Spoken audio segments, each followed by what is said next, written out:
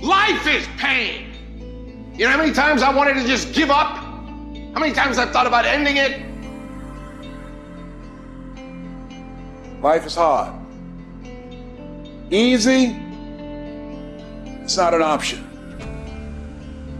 But it's worth fighting. It's worth believing. It's worth giving yourself a chance. It's worth mustering yourself up, standing up inside yourself. It's worth fighting relentlessly, never giving up. It's worth fighting a good fight. It's worth being around motivated, positive people. It's worth being up-tempo. It's easy to have faith and feel good when you're feeling good and you have no pain and your bills are paid and you got a clean bill of health from the doctor. It's easy to be motivated then. But when that's not the situation, it's hard. When you look in the mirror and you don't see the person that you once saw. It's hard. I know it's hard, but do it hard. You got to go all the f in. When there's a will, there's a way, and there's always a way. When you're committed, you don't care about the facts. You don't care about the odds. You don't care about the opinions of others. The only thing you care about is making it through to the other f***ing side. No matter what it takes. You just got to keep searching, keep fighting, keep hammering, keep failing, keep trying, keep getting back up again, and stop at nothing to reach it.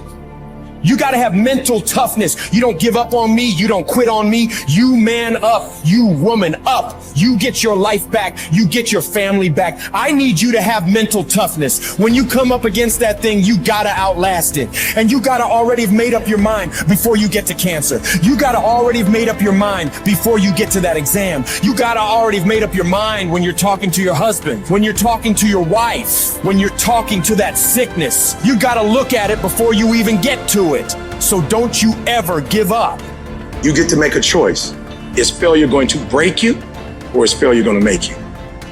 You get to decide. Failure doesn't. It's okay to fall. It's okay to cry. It's okay to go home. But quitting should never be an option. It's not in falling that makes us failures.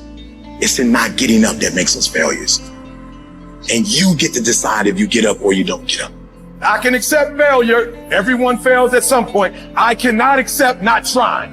I don't feel rejected. I tried. How do you feel rejected when you try? The person who didn't try should feel rejected. The person that didn't try should feel defeated. I tried. I don't feel rejected. I feel good about myself. I don't feel bad. I gave it 120%. You can't never feel bad when you put forth 120%. You can't let the outcomes make you feel whack. I'm not whack. I'm a warrior. I'm a problem solver. I'm not soft. I'm not weak. I don't quit. I don't give up. I don't surrender. I don't always win, but I always try. When you believe with everything in you that you are destined for greatness, you will find a way. You turn a tragedy into a triumph, despair into repair, pain into gain, adversity into prosperity. You have to know that this thing is going to work. Come hell or high water, whatever it is that I set out to do, it may not happen in 6 months, it may not happen in a year, it may not happen in 2 years, but at some point, my dream is going to become a reality. I think about my why. I can't quit. I can't stop. I can't get tired. I can't give up. I can't give in. My mama counting on me. My wife is counting on me. When you ain't got nothing left in your tank, you got to think about the people in your life that you're doing this for. And then if you could think about them, you could go one more mile. You could go one more day at work. You keep going. You keep studying. You keep writing. You keep singing. You keep rapping. You keep boxing. You keep fighting. You keep dribbling. You just keep on keeping on. And if you persevere, every storm that's come, it will pass.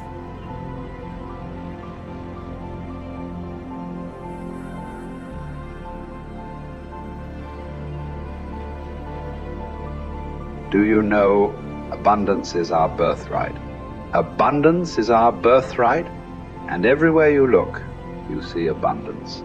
Everywhere you look. There's an abundance of leaves on the trees. There's an abundance of snow in the ground. There's an abundance of water in the universe. There's an abundance everywhere you go, and you and I have the ability to create an abundance. Now you take nothing with you, you'll never own anything. You arrive with nothing, you're going to leave the same way. It's like somebody said, you come in with no hair and no teeth, no money, that's the way you leave. But while you're here, you can enjoy an abundant life. You can have all of whatever it is you want, but you have to earn it. Now, what would abundance be in your life? What would abundance be? To one person, it may be different than to another. But understand this, it all starts in our mind. Most people are letting what they have now control how they see themselves.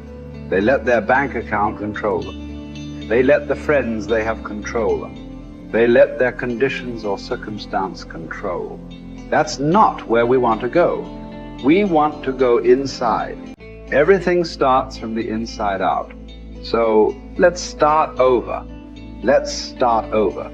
If life isn't the way you want it now, make up your mind. You're going to start over.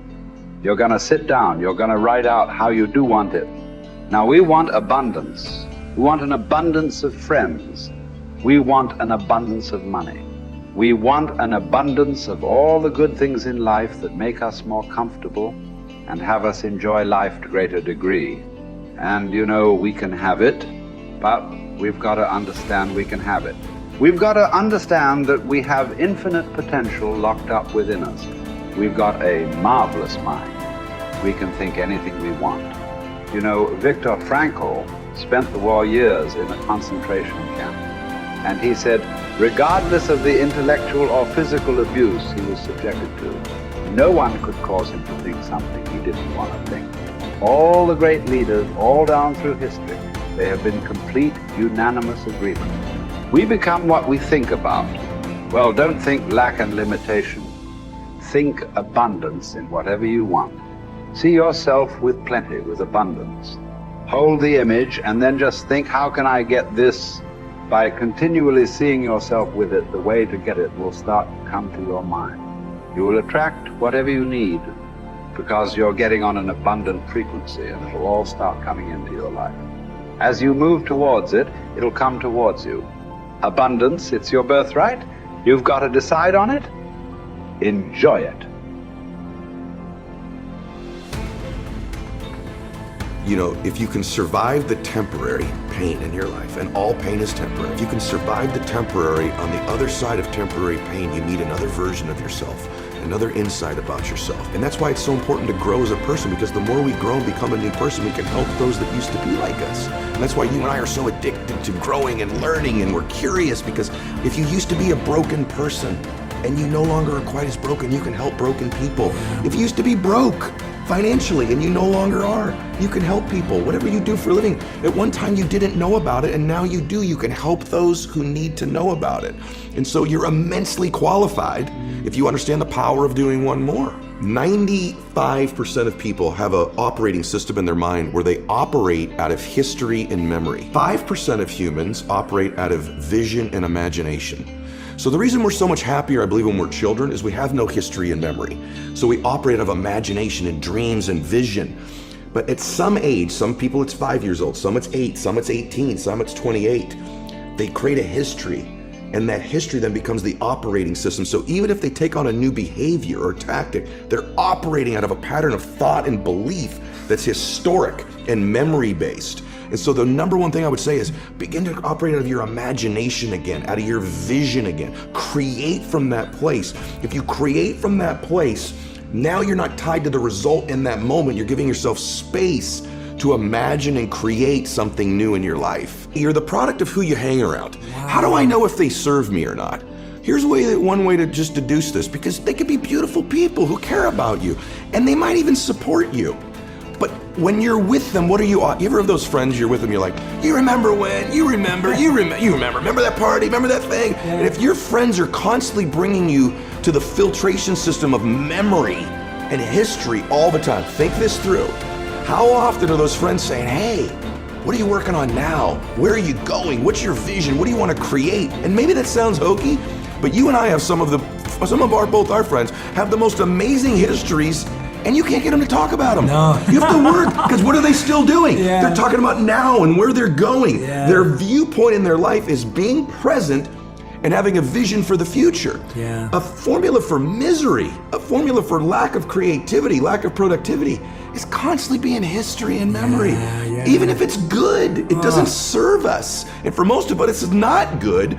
And we keep living from it or trying to move away from it. Create a new future. Don't move away from the past. Create a brilliant, imaginative, curious, vibrant vision for your life. Love for something is in the present moment also, right? Love is not just for the past. And it's funny how important one day is, man. When my dad got sick, my dad got cancer. When he first got sick, he goes, hey, my dad was a dude. He goes, look, I'll fight this one time. Okay, I'll do your little chemo and your surgery, but I'm not gonna pour poison into my body. I'm not gonna lose my hair. I'm not gonna deteriorate. I'll give this thing a shot once. If it doesn't work, I'm out. That led to 8 years of him fighting it. Chemo, radiation, proton therapy, surgery, chemo, experimental chemo, and he did lose his hair and he was in pain. And I'd say to my dad, Dad, you're suffering so much. You said you wouldn't suffer. He said, no, Eddie, I'm in pain, but I'm not suffering.